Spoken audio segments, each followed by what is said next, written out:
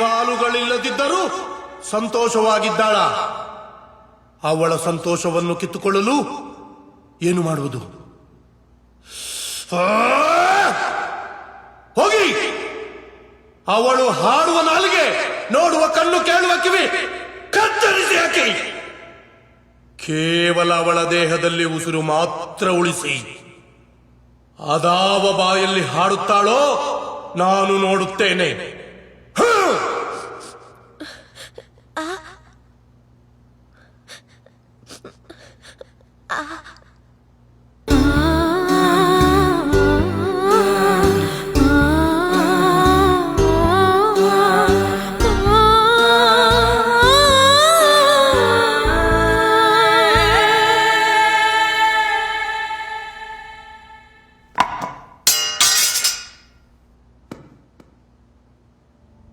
ನಾನು ಸೋತು ಬಿಟ್ಟೆ ತಾಯಿ. ನಿನ್ನ ದೇಹದ ಭಾಗಗಳನ್ನು ಕಿತ್ತುಕೊಂಡರೆ ನಿನ್ನ ಸಂತೋಷವನ್ನು ಕಿತ್ತುಕೊಳ್ಳಬಹುದು ಅಂದುಕೊಂಡೆ. ಅದು ಸುಳ್ಳು ಎಂದು ನೀನು ನಿರೂಪಿಸಿಬಿಟ್ಟೆ ತಾಯಿ. ಅಂಗವೈಕಲ್ಯವೆಂಬುದು ದೇಹಕ್ಕೆ ಮಾತ್ರ, ಸಂತೋಷಕ್ಕಲ್ಲ, ಆತ್ಮವಿಶ್ವಾಸಕ್ಕಲ್ಲ ಎನ್ನುವುದನ್ನ ನಿನ್ನನ್ನು ನೋಡಿ ಕಲಿತೆ ತಾಯಿ.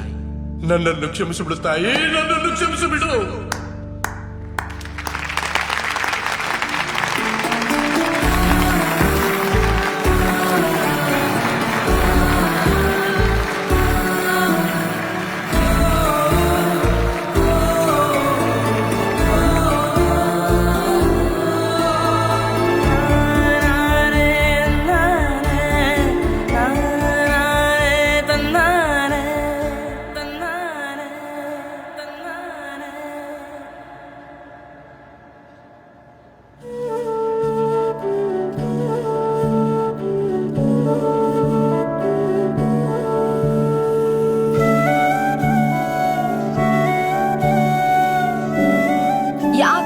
ಏನಾಯ್ತು?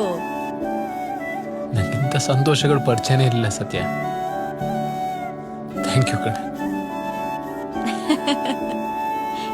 ಈ ದೂಸು ಬಾ.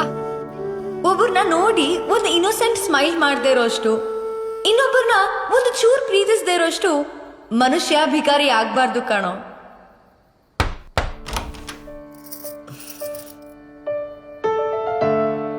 ಧರ್ಮ ಬಾಪ.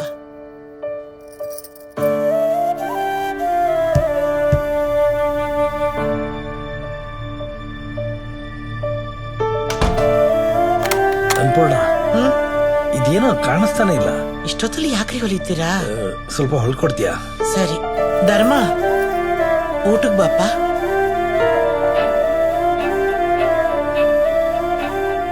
ನಾನು ಇದುವರೆಗೂ ಅನ್ಪೂರ್ಣವನ್ನ, ರಾಮರಾವನ್ನ ನೋಡಿ ನೆಟ್ಟಿಗೆ ಒಂದು ಸ್ಮೈಲ್ ಕೂಡ ಮಾಡಿಲ್ಲ.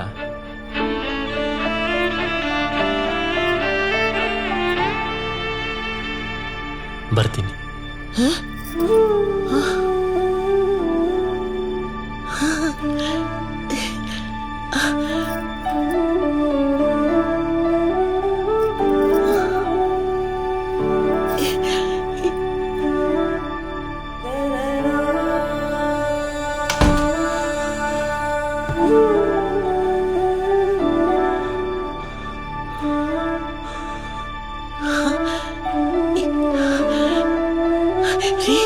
ನನ್ ಮಗ ನಕ್ಕೊಂಡ್ ಮಾತಾಡ್ದ ಅಲ್ವಾ? ನೀವು ನೋಡಿದ್ರಿ ತಾನೆ? ಎಷ್ಟು ದಿನ ಆಯ್ತು ಅವನ್ನ ಹಾಗೆ ನೋಡಿ.